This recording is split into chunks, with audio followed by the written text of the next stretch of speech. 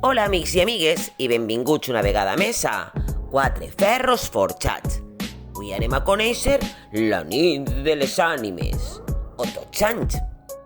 Que Tots Sants caiga en la tardor no és casualitat. Tots Sants, per als més menuts Halloween, és una festa que recorda els morts i que es celebra en un moment de l'any on la natura pareix que vaig a morir. L'origen de la festa es remunta als antics celtes que celebraven el Samhain.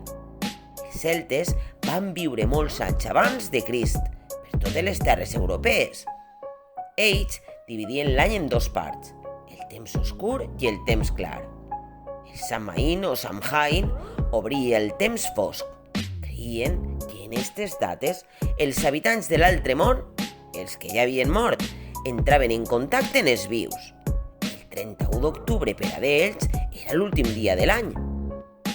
Quan va arribar el cristianisme, es va mantenir aquesta tradició, però adaptant-la a la nova religió. Fou el papa Gregori VI el que va establir que l'1 de novembre seria el dia dels difunts i la nit anterior la nit de les ànimes. All Hallows Eve, Halloween, que és la vespra de tots els sants. La nit de les ànimes era creença comuna que les animetes dels avantpassats tornaven a les cases i també als llocs on havien viscut.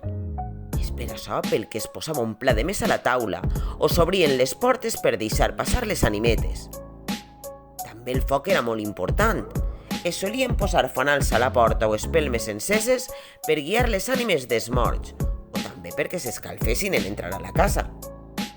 Antigament, els campaners feien sonar les campanes per recordar als vius que pregaren pels morts. Actualment, així, tots els cristians visiten l'1 de novembre el cementeri per posar flors als nínxols i les tombes, mentre que els més joves celebren la nit de les ànimes el 31 d'octubre, en el famós Halloween, on les carabasses buides ens recorden el vagar de l'ànima del desgraciat Jack, persona tan dolenta que no el volien ni al cel ni a l'infern, i al que el dimoni li havia donat una carabassa buida amb un ciri dins com a llanterna. També s'ha popularitzat el famós truc o trato, que prové d'una tradició celta també. Esta indicava que els morts demanaven menjar als vius i si no li'n donaven, els feien una entremaliadura. Així, al País Valencià sempre ha hagut molta tradició a la cuina.